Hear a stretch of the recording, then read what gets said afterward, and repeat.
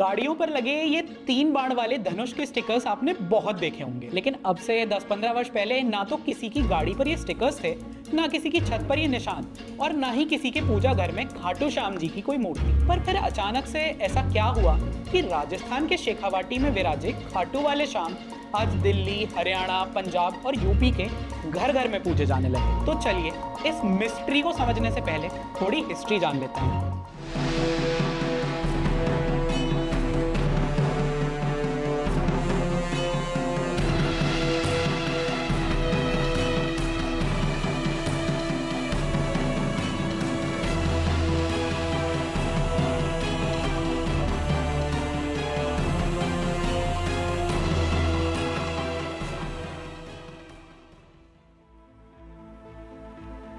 आप सब जानते हैं कि खाटू श्याम जी 3 बाण के धारी महाभारत के बर्बरीक हैं, जिन्होंने श्री कृष्ण के कहने पर अपना शीश दान किया था। पर क्या आपको पता है कि ये कहानी ना तो महाभारत में ही है और ना ही भागवत पुराण में। तो फिर खाटू श्याम जी की महिमा की ये कहानी लोगों में कहां से प्रसिद्ध हुई? बर्बरीक की प्राचीन कथा हमें मिलती है 18 महापुराणों में सबसे बड़े स्कंद पुराण के कौमारिका खंड में। ये कथा लोगों में प्रसिद्ध शीश दान और 3 बाण की कथा से अलग है। महाभारत में हमें भीम और हिडिंबा की शादी और उनके पुत्र घटोत्कच के जन्म की कहानी तो पता है, लेकिन इसके आगे घटोत्कच की कहानी कम ही लोग जानते हैं। घटोत्कच का विवाह हुआ राक्षस राज मुरु की पुत्री काम कटंकटा से। इस शादी से दोनों का एक पुत्र हुआ। बच्चे के बाल बड़े और घुंघराले थे, तो घटोत्कच ने उसका नाम रखा बर्बरीक। श्री कृष्ण ने बर्बरीक को महिसागर संगम के गुप्त क्षेत्र में देवी चामुंडा की साधना के लिए भेज दिया। वहां उन्हें विजय नाम के एक साधक ब्राह्मण मिले, जिनकी साधना में राक्षस विघ्न डाल रहे थे। बर्बरीक ने इन राक्षसों को मारकर विजय की रक्षा की। उन्होंने प्रसन्न होकर बर्बरीक को अपने पवित्र अग्नि कुंड की भस्म दे दी और उनसे कहा कि इसे अपने खोखले बाण में भर लेना। ये भस्म रणभूमि में छोड़ने पर शत्रु के मर्म स्थान यानी कमजोर अंग पर निशान लगा देगी। फिर उसके बाद सभी देवियों ने भी उन्हें सिद्धियां प्रदान की। जब बर्बरीक वापस हस्तिनापुर लौटे तो पांडवों की सभा में महाभारत युद्ध पर चर्चा हो रही थी। श्री कृष्ण ने कहा कि भीष्म पितामह और कृपाचार्य कह रहे हैं कि वो पांडव सेना को 1 महीने में हरा देंगे, द्रोणाचार्य 15 दिन में, अश्वत्थामा 10 दिन में और कर्ण वो तो केवल 6 दिन में। मैं पूछता हूँ कि हमारे योद्धा कौरव सेना को कितने दिन में मार सकते हैं? अर्जुन बोले, मैं अकेला 1 दिन में पूरी कौरव सेना का अंत कर दूंगा। इस पर बर्बरीक बोले, 1 दिन छोड़िए, इन कौरवों का एक मुहूर्त में मैं अंत कर दूंगा। सब सोचने लगे कि ऐसा कैसे हो सकता है। तभी बर्बरीक ने अपना पवित्र भस्म वाला बाण चला दिया, जिससे सबके कमजोर अंगों पर निशान लग गए। बर्बरीक बोले, जब मैं शत्रु के इन दुर्बल अंगों पर अपने अचूक बाणों को चलाऊंगा तो वो पल भर में धाराशायी हो जाएंगे। सब हैरान हो ही रहे थे कि इतने में श्री कृष्ण ने सुदर्शन चक्र से बर्बरीक का सर धड़ से अलग कर दिया। सब डरकर श्री कृष्ण को देखने लगे कि उन्होंने ऐसा क्यों किया। तभी 14 देवियां वहां प्रकट हुई और बोली, बर्बरीक पिछले जन्म में सुवर्चस नाम के एक यक्ष थे, जिन्होंने देवताओं की सभा में बड़े घमंड से कह दिया था कि मेरे होते हुए भगवान विष्णु को पृथ्वी पर अवतार लेने की क्या आवश्यकता है, मैं अकेला ही मनुष्यों से इस धरती को मुक्त कर दूंगा। उसके घमंड से क्रोधित होकर ब्रह्मा जी ने सुवर्चस को श्राप दिया, इसी युद्ध के ठीक पहले श्री कृष्ण के हाथों तुम्हारा नाश होगा। ब्रह्मा जी ने श्राप दे दिया तो सुवर्चस ने भी विष्णु जी से वरदान मांग लिया, अगर मेरा अंत ऐसे ही होना है तो भगवान आप मुझे ऐसी बुद्धि का वरदान दीजिए जिससे हर काम पूरा हो जाए। भगवान ने उसे वरदान भी दिया, लोग तुम्हारे शीश की पूजा करेंगे और तुम पर देवियों की सदा कृपा रहेगी। इसके बाद देवी चंडिका ने बर्बरीक के कटे हुए सर पर अमृत छिड़ककर उसे अजर अमर बना दिया। फिर बर्बरीक ने कहा कि मैं आपसे युद्ध देखने की आज्ञा चाहता हूँ। श्री कृष्ण ने उसे आशीर्वाद दिया, तुम सभी लोकों में पूजे जाओगे और अपने भक्तों की सभी मनोकामनाएं पूरी करोगे। अब शिखर पर चढ़ जाओ और इस महायुद्ध के साक्षी बनो। सुवर्चस यक्ष के अवतार रूप में बर्बरीक की महिमा की ये कथा स्कंद पुराण की है। धीरे धीरे स्कंद पुराण की इस कहानी से कई लोक कथाएं और मान्यताएं भी बन गई, जैसे 3 बाण की शक्ति वाली कहानी, अपनी माँ को हारे का सहारा बनने का वचन देने वाली कहानी, श्री कृष्ण का बर्बरीक से शीश का दान मांग लेना, या फिर कलयुग में श्याम नाम से पूजे जाने का वरदान। पर इन अलग अलग लोक कथाओं को सुनकर हमें ये बिल्कुल नहीं सोचना चाहिए कि खाटू श्याम जी का इतिहास मनगढ़ंत है, क्योंकि इन सब लोक मान्यताओं में एक कॉमन थ्रेड है जो इन्हें स्कंद पुराण की कथा से जोड़ते हैं, जैसे बर्बरीक के केवल शीश की पूजा का महत्व, श्री कृष्ण द्वारा बर्बरीक का उद्धार किया जाना, सुवर्चस यक्ष और फिर बर्बरीक को कलयुग में लोगों की मनोकामना पूरी करने का वरदान। जितनी इंटरेस्टिंग बर्बरीक के शीशदान की कथा है, उतना ही अमेजिंग उनके मंदिर का इतिहास भी है। खाटू एक प्राचीन शहर था जिसका नाम था खाटकू।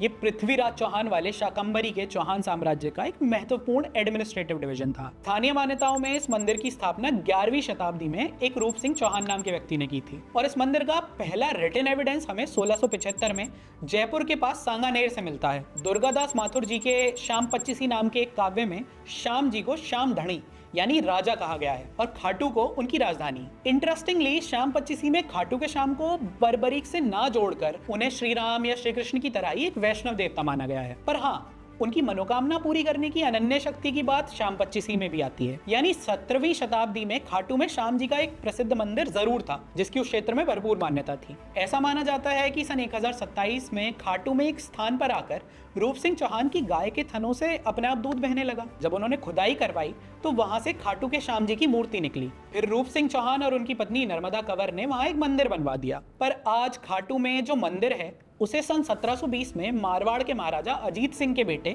राजकुमार अभय सिंह ने बनवाया था। यानी आज जिस मंदिर में आप सब श्याम जी के दर्शन के लिए जाते हैं वो लगभग 305 वर्ष पुराना है। लेकिन फिर उस प्राचीन मंदिर का क्या हुआ जिसे रूप सिंह चौहान ने बनवाया था? उसका उत्तर हमें मिलता है दुर्गादास जी की श्याम पच्चीसी में। उसमें साफ साफ लिखा है कि औरंगजेब ने इस मंदिर को तोड़ने का फरमान जारी किया था और इसीलिए सन 1720 में राजकुमार अभय सिंह ने खाटू श्याम मंदिर को दोबारा बनवाया था। पर इसके कुछ दशक बाद ही मुगलों ने फिर से इस पर आक्रमण करना चाहा। इसका डिटेल्ड डिस्क्रिप्शन हमें ठाकुर नरेंद्र सिंह जी की popular book 30 decisive battles of Jaipur में मिलता है। मुगलों की फौज और जयपुर की सेना ने खाटू के खेतर में एक भयंकर युद्ध लड़ा। मंदिर की रक्षा के लिए महंत मंगलदास जी के दादूपंथी नागांव की जमात भी इस युद्ध में लड़ी थी। उनके साथ साथ डूंगरी के चुनावत सिंह नाथावत और खूड़ के बख्तावर सिंह भी उनके साथ आ गए। लोक कथाओं में कहा जाता है कि इस युद्ध में मुगलों की 52,000 की फौज का सामना जयपुर के केवल 16,000 सैनिकों ने किया था।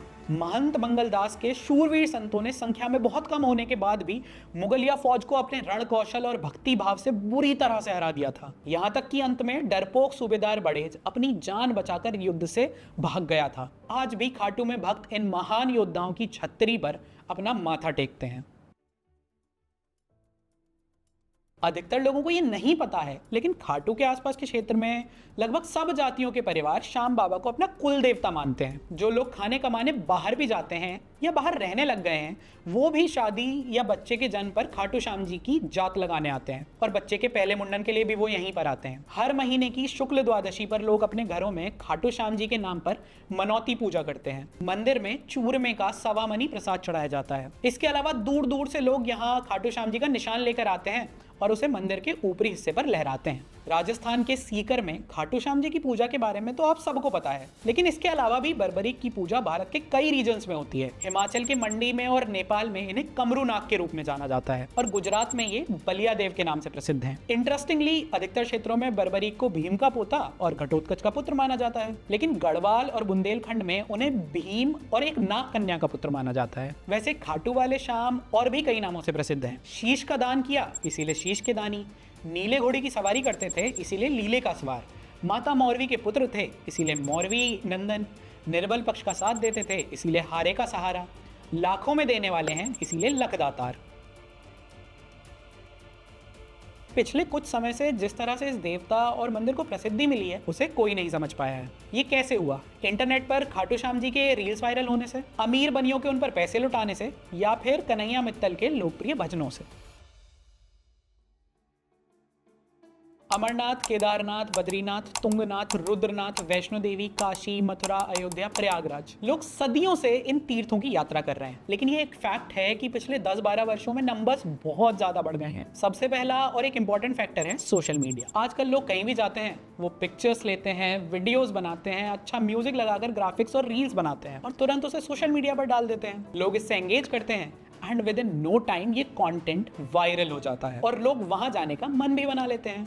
खाटू श्याम जी के भी ऐसे बहुत से वीडियोस आपको इंटरनेट पर मिल जाएंगे। आज सोशल मीडिया पर एक तरह का ऑनलाइन रिलीजियस कल्चर डेवलप हो गया है। अब पूरे भारत में लोग उन रिलीजियस ट्रेडिशंस, फेस्टिवल्स और डेस्टिनेशंस को लेकर भी क्यूरियस और एक्साइटेड हैं जो कभी एक रीजन्स तक लिमिटेड होते थे। जैसे अभी कुछ दिन पहले हम सबकी सोशल मीडिया वॉल्स पर जगन्नाथ प्रभु के स्टेटस और स्टोरीज थे। दिस इज समथिंग जो अब से 4-5 वर्ष पहले नहीं देखा जाता था। प्रयागराज महाकुंभ का एग्जाम्पल कौन भूल सकता है। ऐसे ही जब राजस्थान के सीकर में विराजमान खाटू श्याम जी सोशल मीडिया पर वायरल हुए तो उत्तर भारत के लोगों को ये समझ आया कि ये देवता और उनका तीर्थ उन सब के लिए बहुत ही एक्सेसिबल है, और फिर बहुत सारे लोग वहां लगातार जाने लगे और उनमें मानने भी लगे। तीर्थ स्थलों पर बढ़ती भीड़ का एक और बड़ा कारण है उनके आसपास किया गया विकास। सरकार ने जिस तरह से इन तीर्थ स्थलों को डेवलप किया है, उससे ये केवल तीर्थयात्रियों को ही नहीं बल्कि टूरिस्ट को भी अब उतना ही अट्रैक्ट कर रहे हैं। ये सही है या गलत अलग बात है। फिर 2014 के बाद से हमने एक ओवरटर्न विंडो शिफ्ट भी देखा है। लोगों में अपनी हिंदू आइडेंटिटी को लेकर एक ओपननेस और कॉन्फिडेंस आ गया है। ये चेंज आपको पॉपुलर कल्चर में साफ दिखाई देगा, फिर चाहे वो बॉलीवुड में छावा जैसी फिल्मों का आना हो या main stream reality TV shows में देवी देवताओं के भजनों पर परफॉर्मेंसेज होना। इन सब फैक्टर्स ने डेफिनेटली खाटू श्याम जी को उत्तर पश्चिम भारत में पॉपुलर और मेन स्ट्रीम बनाया है। लेकिन कुछ फैक्टर्स ऐसे भी हैं जो स्पेसिफिकली बाबा श्याम से जुड़े हैं, जैसे कलयुग के एक देवता के रूप में उनका कैरेक्टराइजेशन। बर्बरी की लोक कथा से एक मान्यता चली, हारे का सहारा बाबा श्याम हमारा, मतलब खाटू के श्याम उनका साथ जरूर देते हैं जो सब जगह से अपने आप को हारा हुआ महसूस कर रहे हैं। दिस इज समथिंग जो इस हाईली कॉम्पिटिटिव मॉडर्न वर्ल्ड में स्ट्रगल कर रहे लोगों को बहुत ज्यादा अपील करता है, स्पेशली यूथ को जो हर समस्या से निकलने का सरल से सरल उपाय खोज रहे होते हैं। खाटू श्याम जी की पूजा भी बड़ी सिंपल है। लोग उनसे कुछ मांगते हैं, पूरा होने पर उनके दर्शन के लिए चले जाते हैं। बाबा श्याम के निशान अपने घर की छतों पर लगाते हैं, भक्त उनकी आरती करते हैं, कुछ चालीसा भी पढ़ लेते हैं, उन्हें भोग लगाते हैं और कुछ स्वेच्छा से इत्र से उनकी मालिश करते हैं। यानी उनकी कोई बहुत कठिन पूजा विधि नहीं है, ना ही कोई इलेबोरेट रिचुअल्स हैं। खाटू श्याम जी की पूजा में ये सिंप्लिसिटी फैक्टर उनके मॉडर्न डिवोटीज के लिए बहुत ही अट्रैक्टिव बनाने वाला है।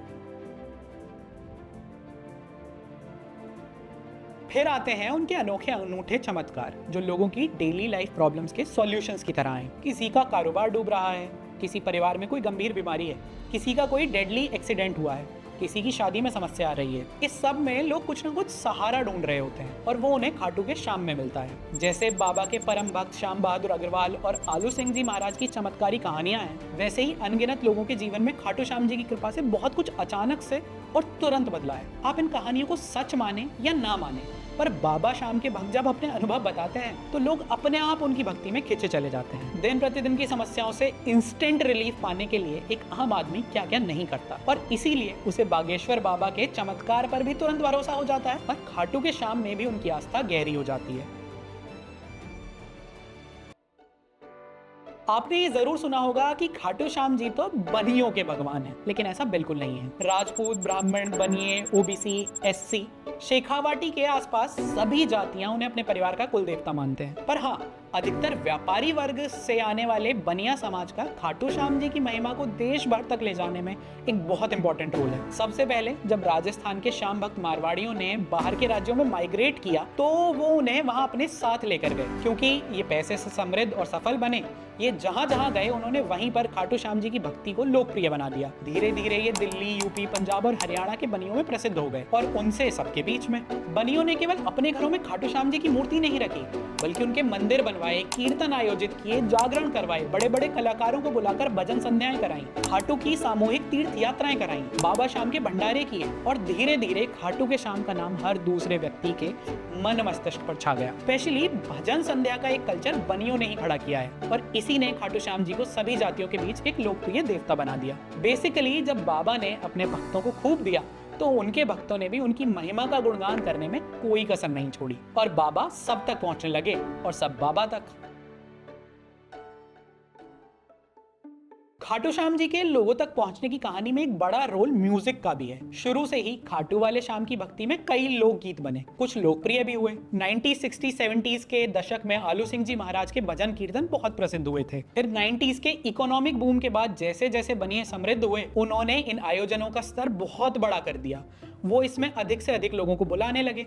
धीरे धीरे कुछ भजन कल्ट क्लासिक्स बन गए और कई सिंगर्स भी बहुत पॉपुलर हो गए। पर्टिकुलरली 2016 में रिलायंस जियो की इंटरनेट बूम ने सब कुछ बदल दिया। जहां पहले लोगों को भजन सुनने के लिए कैसेट्स ढूंढनी पड़ती थी, भजन डाउनलोड करने पड़ते थे, उन्हें पेन ड्राइव्स और स्टोरेज चिप्स में डलवाना पड़ता था, आज वो एक सर्च से किसी भी भजन को ऑनलाइन सुन सकते हैं। पहले तब भी कोई नया भजन आता था, उसे लोगों तक पहुंचने में काफी समय लग जाता था। आज कोई भी भजन रिलीज होते ही यूट्यूब पर ऑडियो वीडियो फॉर्मेट में तुरंत अवेलेबल हो जाता है और अब लोग बस उस संगीत से नहीं, उस कलाकार से भी जुड़ जाते हैं, वो भी अपने समय और सुविधा के अनुसार। अब आज खाटू श्याम जी की बात हो, उनके भजनों की बात हो और कन्हैया मित्तल के श्याम भजनों की बात ना हो, ऐसा हो ही नहीं सकता। 2016 तक कन्हैया मित्तल को गिने चुने 10-20 हजार लोग जानते थे। फिर जनवरी 2016 में उन्होंने सूरत में एक कीर्तन में एक भजन गाया, हारा हूँ बाबा पर तुझ पे भरोसा है। इस एक श्याम भजन से उनको ऐसा आशीर्वाद और पहचान मिली कि आज वो भक्ति गीतों से लाखों भक्तों को खाटू श्याम जी से जोड़ रहे हैं। इनके हर कीर्तन, हर म्यूजिक वीडियो पर आज लाखों हजारों व्यूज हैं। And what special about him is, इन्होंने पॉपुलर म्यूजिक ट्यून्स पर भजन बनाए हैं जिन पर लोग भावुक हो जाते हैं, थिरकते हैं, झूमते हैं। अनदर थिंग इज, इन्होंने अपने भजनों में ट्रेडिशनल ढोलक और छैना को बीट्स वाले म्यूजिक से बदला and this attracted the youth. यही रीजन है कि आज जब 4 फ्रेंड्स साथ में खाटू श्याम जी के दर्शन के लिए जाते हैं तो उनकी गाड़ी में कन्हैया मित्तल की भजन प्लेलिस्ट चल रही होती है। मित्तल की एक और यूनिक बात है इनकी रिलेटेबल और इमोशनल स्टोरी टेलिंग। ये अपने भजन गाते हुए कहानियों से बताते हैं कि कैसे बाबा श्याम हारे का सहारा बनते हैं और इसीलिए पिछले कुछ वर्षों में जिस तेजी से खाटू श्याम जी की पॉपुलैरिटी बढ़ी है उसमें कन्हैया मित्तल एक बहुत बड़ा फैक्टर है। कन्हैया मित्तल के बाद से कई बड़े बड़े भजन गायकों ने खाटू श्याम जी के हिट भजन दिए हैं। छोटू सिंह रावड़ा, हंसराज रघुवंशी, संदीप शर्मा, अंजलि द्विवेदी, रश्मि शर्मा, मुकेश बागड़ा, इन सब ने खाटू श्याम जी पर कोई ना कोई पॉपुलर भजन बनाया है। दिल्ली की Lakhdatar music and films company से लेकर टी सीरीज भक्ति, सब खाटू श्याम जी के भजन बना रहे हैं। दिस एक्सप्लेन्स कि कैसे आज खाटू के श्याम नाम की सुरीली धुन उनके करोड़ों भक्तों को उन तक पहुंचा रही है। वैसे तो खाटू श्याम जी के मंदिर पर बच्चे, बुजुर्ग, महिलाएं सब माथा टेकते हैं, लेकिन इनमें सबसे अधिक युवा दिखेंगे। With social media taking over, युवाओं का अपनी रिलीजियोसिटी एक्सप्रेस करने का तरीका पूरी तरह बदल गया है। उनके लिए अब एक नया फॉर्मूला है, drive, Darshan, display and depart. 4 friends ने एक व्हाट्सएप ग्रुप बनाया, तय किया कि खाटू श्याम जाना है, गाड़ी उठाई और चल पड़े। चंडीगढ़, दिल्ली, मेरठ, जयपुर, इंदौर, नासिक, इन सब शहरों से लोग कुछ घंटे ड्राइव करके खाटू में बाबा श्याम के दर्शन कर लेते हैं। मंदिर के पास वो पिक्चर्स लेते हैं, रील्स बनाते हैं, तुरंत ऐसे सोशल मीडिया पर पोस्ट करते हैं और खाटू श्याम जी का निशान लेकर अपने घर चले जाते हैं। जैसा मैंने आपको पहले भी बताया था, खाटू श्याम जी की सोशल मीडिया वायरलिटी, कलयुग के देवता वाला उनका कैरेक्टराइजेशन, उनकी सीधी सरल पूजा विधि, नई बीट्स वाले पॉपुलर भजन, उनकी इंस्टेंट रिलीफ वाली अपील और एक element of Khatu Shyam ji being cool, इन सब फैक्टर्स ने बाबा श्याम को यूथ के लिए अट्रैक्टिव बना दिया है। और जब भी कोई युवाओं में पॉपुलर होता है तो उनकी ख्याति भी वैसे ही बढ़ती है जैसे युवा आगे बढ़ना चाहते हैं, स्टाइल, स्पीड और शो के साथ। आज खाटू श्याम मंदिर उत्तर भारत के फास्टेस्ट ग्रोइंग रिलीजियस साइट्स में से एक है। हर सप्ताह 2 लाख से अधिक लोग इस मंदिर में दर्शन करते हैं। यहाँ वर्ष में एक बार होने वाले लक्खी मेले में 50 लाख से भी अधिक लोग जाते हैं। नाउ थिंक कि जिस मंदिर के एनुअल डोनेशंस 2020 में 13.5 करोड़ थे, वो 2023 में 250 करोड़ रुपए से भी अधिक हो गए। और ये 250 करोड़ यहाँ चढ़ने वाले सोने चांदी से अलग हैं। इट मींस कि खाटू श्याम जाने वाले भक्तों की संख्या कोविड के बाद के 4-5 वर्षों में बहुत तेजी से बढ़ी है। अगर हम सही से ऑब्जर्व करें तो लगभग सभी मंदिरों में ऐसा ही हुआ है। हम सबको याद है कि कोविड का समय सबके लिए कितना कठिन था। लोग मर रहे थे, बेसहारा थे, जीवन से हारा हुआ महसूस कर रहे थे। अब डूबते को तो तिनके का सहारा भी बहुत होता है और ऐसे में उनके लिए हारे का सहारा बने खाटू के Shyam ji. At the end of the day, Bharat एक धर्म सापेक्ष सभ्यता है। लोग यहाँ धर्म से अपेक्षा रखते हैं। इतने कठिन समय में जब लोगों के हाथ से सब कुछ छूट रहा था, तब उन्होंने भगवान का हाथ पकड़ा, फिर चाहे वो खाटू के श्याम हो या कोई और देवी देवता। मेरा ये वीडियो भी खाटू श्याम जी को हिस्टोरिसाइज करने या उनकी कहानियों में सही गलत ढूंढने के लिए नहीं है, बल्कि आपको ये याद दिलाने के लिए है कि भारत के लोगों के लिए ये देवता कोई दूर के व्यक्ति नहीं है, वो उनके हर दिन के जीवन के साथी हैं। मौन में उनका विश्वास है और सदैव एक आशा का प्रतीक है, ठीक वैसे ही जैसे खाटू के श्याम आज लाखों करोड़ों भक्तों के लिए हैं। जय श्री श्याम।